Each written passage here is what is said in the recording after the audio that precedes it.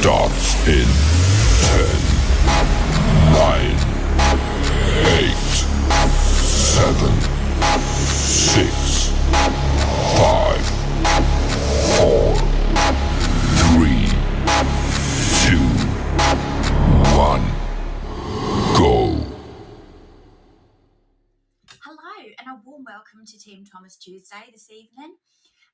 As you can see, I'm in my office for a change. I'm hoping, touch wood, that I've managed to set it up all right. So you can all see and hear me okay. So let me know in the comments if you're struggling to hear me or anything. So for those of you that don't know me, I'm Vanessa Thomas. I'm one half of Team Thomas, the other half being that of the crazy Martin Thomas, but he's out on Coast Guard training this evening, so he can't be here with you. But I've got a few things lined up for you ready. So first of all, I'd like to know in the comments if you've got any questions, just pop them in the chat and I'll be sure to answer them. Okay, so let's get started. I'm just looking for my new thingy-mabob.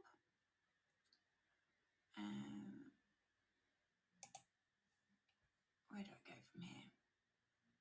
Okay, so I think it's this one. Oh, yeah, here's my recipe. So it is Mother's Day coming up. So already on my page, I've shared a lovely pork roast recipe. I'm going to be sharing some other recipes over the week as well. But in the meantime, I thought we'd talk puddings. I've been speaking to a few people over the week who are missing those puddings. So I've been onto the one-to-one blog website and I found this one for you. So basically it is a New York style cheesecake. It's got the one-to-one diet fruit and vanilla bar and vanilla shake. It's a low-calorie cheesecake that's delicious, guilt-free option for any occasion. The creamy and rich texture of the cheesecake can be enjoyed without worrying about excess calories and fat. It's made with lighter ingredients like the fruit and nut bar and vanilla shake. The cheesecake still maintains that signature tangy flavour and it's only 216 calories. So the prep time is about 20 minutes, but you've got to let it be in the fridge for 2 hours. As I said, 216 calories per serving. It's suitable for steps 3 onwards, so 4, 5, 6. The ingredients are half of a fruit and nut bar, half of a sachet of vanilla shake, and 1 teaspoon of mix-a-mousse, and a sprinkling of cinnamon.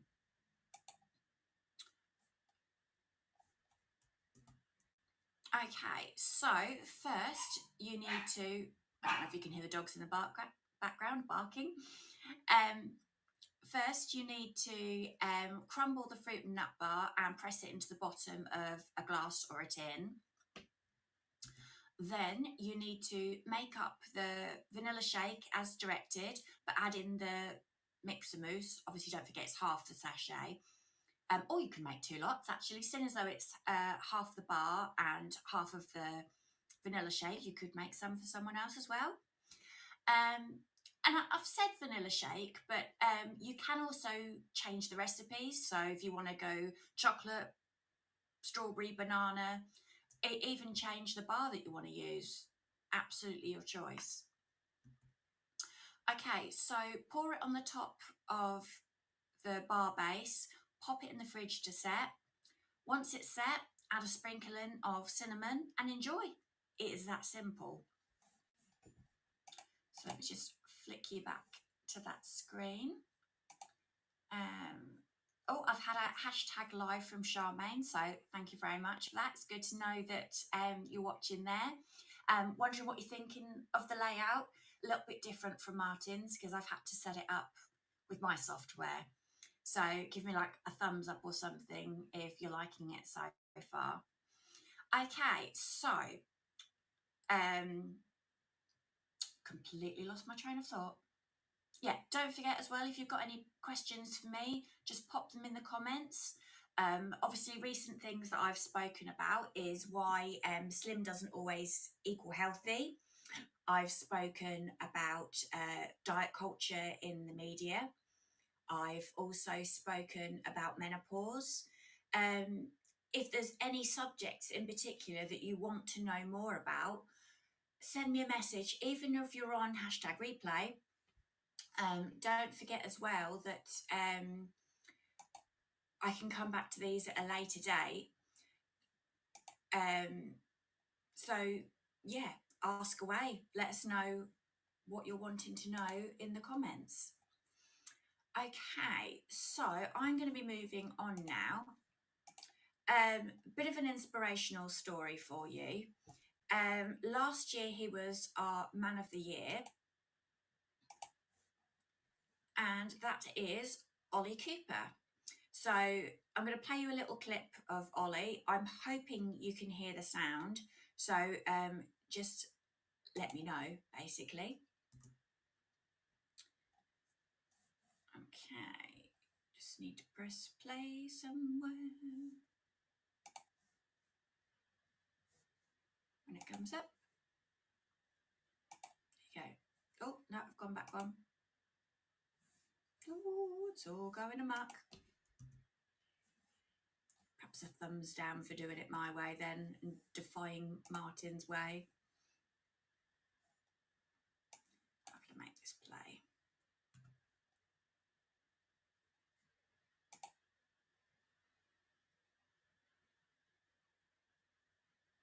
I think that's now playing.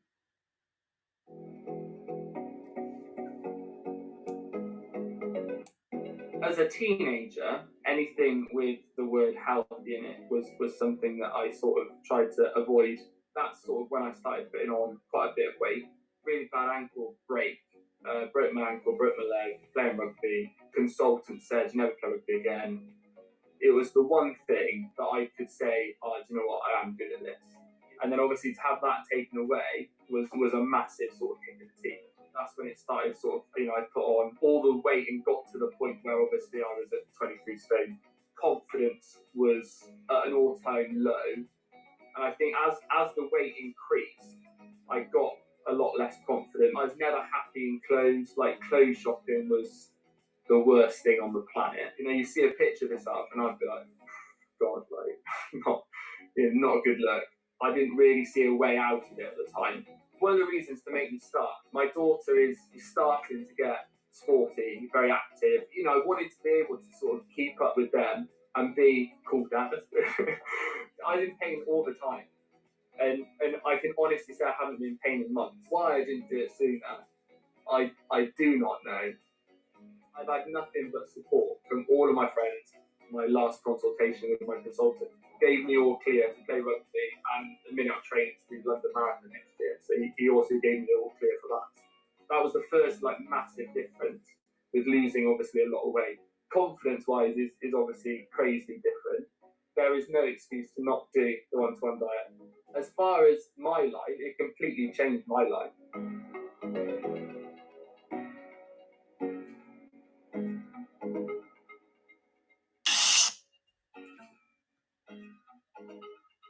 I just set my phone off, sorry. Right, okay, so that was our Man of the Year last year, Ollie Cooper. So there's a few things there that he said that absolutely resonate with me. Clothes shopping, for a start, an absolute nightmare before I lost my weight. I did most of my shopping online. I wasn't comfortable getting changed in a changing room. let alone the horrid feeling of having to keep changing sizes because things didn't sit right or feel right. Again, like Ollie, my confidence was all-time low. So, it's great to hear stories like Ollie's. For start, it's not just females, men can lose weight too following this plan, but it's also nice to hear that other people are leading a different life because of it. So yeah, fantastic, good for Ollie, and I'm glad that he's now running around with his kids and enjoying life. So that's cool. Okay, I'm going to move on in my slides. So something that Ollie said, again, particularly that resonated with me, was that if something said healthy, it wasn't something that appealed to him. And I know when I left home, I had zero cooking skills. I could just about manage to put frozen food in the oven and heat it up and maybe heat things up on the hob, but that was pretty much it. So as a result, my diet wasn't very healthy at all. I did do basic cookery at school and didn't really sink in. So I thought in this segment, Jackie's joined us live now as well. I thought in this segment, I don't want to teach anyone to suck eggs, but just a few basic cookery skills might be useful because some people that I know are feeling a little bit overwhelmed as to stepping up from just the products into incorporating everyday foods because they just didn't learn those skills at school or from home.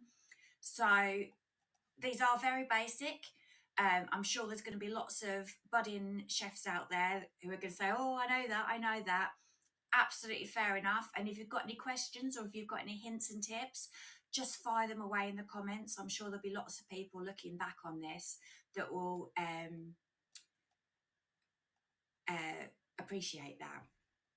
Okay, so the first one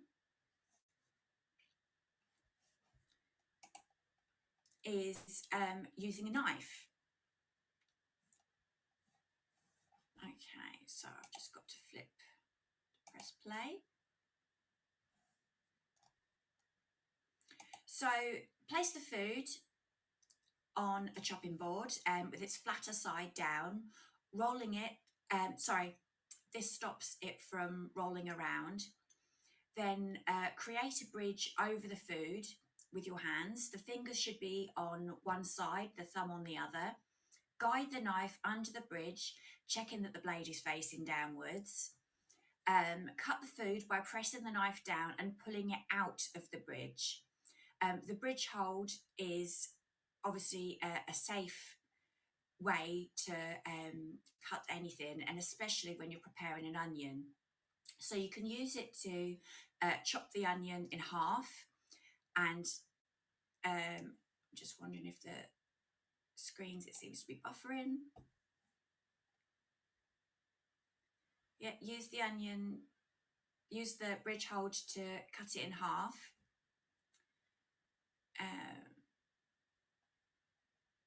And then you can cut it into strips, and then you can use the claw hold, which is literally, getting your hands into a claw to then safely dice it up. So that's a few things about knife skills. Jackie's saying it's a great way to teach the children how to use knives safely. Absolutely. And you know what? I know it might sound ridiculous, but I honestly didn't know this. I hadn't learned how to safely use a knife. I was just hacking away at things. It didn't even occur to me about, using the bridge to put the knife through or keeping your fingers back. I was just literally precariously holding on to it. So I thought that might help someone anyway. Okay, so the next little clip I've got is about preparing garlic. Again, something I never did. So, when preparing garlic, first what you're going to do is press the bulb of garlic down with your hands to release the cloves. You're then going to cut off the ends of the garlic clove and peel off the papery skin. Not sure if that's frozen then. Sorry about this, guys. Just put the skin in a bowl. Then you're going to pop the garlic into pop the bulb into a garlic crusher, squeeze tightly and push the garlic through. It might be easier to use a knife to carefully scrape away the crushed garlic as well. You must have given Martin nightmares, yes, when he sees me trying to do kitchen prep. Even now, you can just sort of see him squirming a little bit, shall we say. Okay, the next one is preparing chili. Just let it load. So first you're going to cut the top off the chili, then cut it in lengthways, right down the middle there, and then you're going to use a spoon to remove the seeds. And it's really important that you're careful handling the chili. They can be hot. So there she goes, and she's cutting it down the middle there, and she's going to be using that spoon just to hook those seeds out. Concentration on her face. I was always nervous about chilies until Martin suggested using gloves. Absolutely. I mean, the girl in the video here, it's not playing very well. I don't know if it's playing well your end. Is it still playing? Let's just rewind it a bit. Yeah, so she's used the spoon, but yeah, you can wear gloves. Remember not to touch your face or hands, and make sure you thoroughly wash your hands as well at the end. Yeah, wear gloves if that happens. Jackie says a little tip for garlic, onion, and especially chili when preparing them. Wear gloves so you don't get the essence left on you. And Charmaine's saying, yes, definitely don't touch your face or anywhere else until you've washed your hands. Yeah, I believe Martin's suffered with that one as well. Okay, so the next one, following in the similar theme, is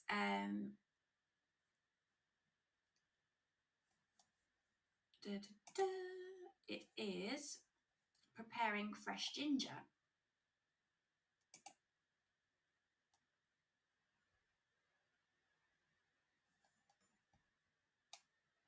So first you're going to cut the top and the bottom of the fresh ginger to make two flat surfaces and just pop them in a bowl out the way. And then you're going to stand the ginger up on one flat side and carefully peel or slice away its skin. You can then rotate the ginger around to remove all the skin. I mean, you can use a vegetable peeler for this. And when you've got rid of all the skin, lastly, put it on its side, grip it securely, and then you can cut or portion it into what you need for the recipe.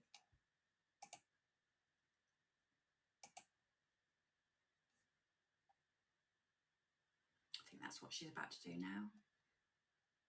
Oh, no, she's finished. I missed that bit. Oh, it's buffering. I'm really sorry, guys. This is why he told me to use his computer, so we won't tell him. Shh. Oh, great, isn't it? That is another good idea, Jackie. Okay, so let's move on to the next one. I've only got a few more of these, guys. I just thought they might be handy, really.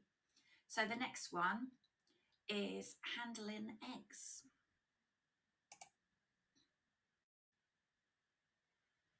So many recipes use eggs. Some need the whole egg. Some you only need the white or the yolk of the egg. So before you use your eggs, check that there are no cracks and that they're within the date mark. To crack the egg, hold it carefully in the cup of your hand and gently tap the middle of the shell with the back of a table knife.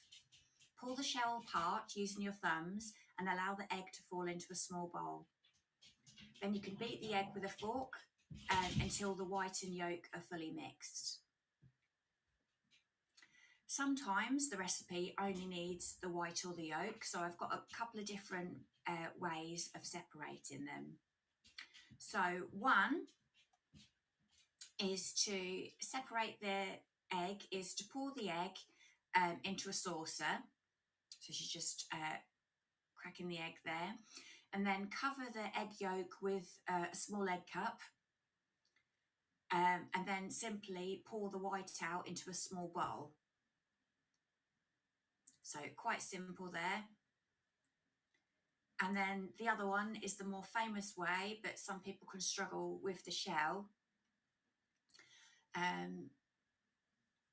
It's, you know, as we've seen lots of chefs do, cracking the egg in the same way, using the back of that table knife, and then carefully tipping the yolk from shell to shell, allowing the whites to fall into a bowl below. So just a little bit more fiddly. A pinch of salt will break up the white and won't taste salty. Fab, thank you very much for the tip there. Okay, so we're moving on to meats now. We've got preparing chicken. So nice short one for you.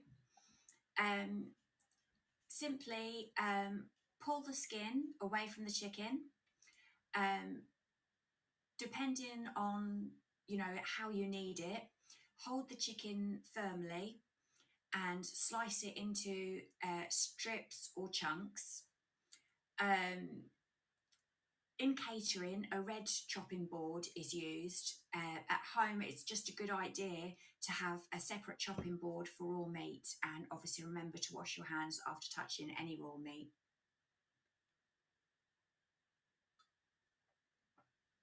Excuse me there. Jackie's also give another egg tip. Damp your fingertip if retrieving eggshell from the white. I've been using a spoon, but I have heard that it's easier to use your fingertip. Okay, so we've now got preparing fish. Now this is quite a little nifty trick. I didn't know this. I'm not a fish person, so I haven't tried it. But if you place the fish skin side down on the chopping board and place the knife just above the skin of the fish and start cutting into the fish, moving the knife forward but using a gentle sawing action. You need to hold the skin of the fish with the other hand and continue the sawing action until the skin's been removed. So you can see she's just got a nice gentle action while she's holding the skin down against the chopping board. Pop the skin into a bowl or throw it away. And then you can either leave the fish as is, or you can slice it up depending on what you need for the dish. In catering, you would use a blue chopping board. Again, at home, it's just a good idea to have a separate chopping board for raw fish. Okay, so preparing meat. Nice and simple one. Basically, you're just going to carefully cut away or trim any visible fat from the meat using a knife, making sure that you're not cutting off too much meat whilst you're doing this. You can also use kitchen scissors to cut away the fat and also cut the meat into strips, and just discard the fat into a bowl or, you know, into your waste compost. And again, depending on what you're cooking, you can slice the meat into strips or cut it into chunks. Again, in catering, you would use a red food board. At home, it's, you know, really important for cross-contamination about keeping a separate cutting board for raw meat. Okay, last one is just a technical term in cooking. So it's called folding in. Now, I'm sure we're all aware of mixing ingredients together, you know, grabbing that whisk out, but folding in actually ensures that the mixture stays light and fluffy. So you've probably just whisked or beaten to incorporate the air. So just sprinkle a little of the ingredient over the top, then use the metal spoon and gently cut through the mixture, fold it over in one smooth action, then rotate the bowl and repeat it until all the ingredients have combined. And that's literally all they mean when they say that they're folding in the ingredients. I said it just keeps it nice, light and fluffy, because you've probably just whisked or beaten to incorporate air into it, and then it doesn't lose that airiness in there as well. So that was just a few cooking tips and things that I'd found. Basically, I was looking through the Good Food Guide, which is obviously aimed at children in secondary schools. But as I say, I never picked these things up, so I thought there might be other people that might just need to know what some of those terms are and some safe ways of using knives, and about, actually approaching raw ingredients, because a lot of food is just convenience. It's all been done for you, and you can't control what you're eating unless you know how to actually process the raw ingredients yourself. So just a few tips there. I hope they were handy for someone. And there's obviously been some great tips there by Charmaine and Jackie. So I'll just go over those again. Jackie said about teaching your children to use knives safely as well. So again, you've got that bridge hold, and you've also got the claw grip as well, and you're using the knife against your fingers. Charmaine said, and Jackie said about gloves, so you don't get the essence of things on your hands, and remember not to touch your face or anywhere else until you've washed your hands. Jackie also suggested that you can grate ginger as well, and when separating eggs, if you need to get a bit of shell out, she said about just damping your fingertip to retrieve it out there. Let's just check if there's anything else there. Yeah, Charmaine saying chicken is another one to handle carefully. Jackie's saying rather than remove the skin, you can brush it with oil and a good shake of salt and grill it to have a crispy fish skin. And you can obviously do it with chicken skin too. It's really useful to know these things, and it saves waste. Absolutely. And as I said, if we can start learning some of these new cooking skills, it will actually help us through our journeys, because, when you're talking through the steps, yes, you've got all the products, but the main aim of it is to then start incorporating everyday foods into your diet in a healthy way, in which case you're going to need some cooking skills. So I hope that you'll enjoy that New York cheese style cheesecake that I started off with. I'll put the recipe on the page as well. And if you've got any questions for any topics coming up, send me a text, put them in this chat. Anything you want to know, just ask me a question. Okay then, so I will see you either next week or the week after. Bye for now.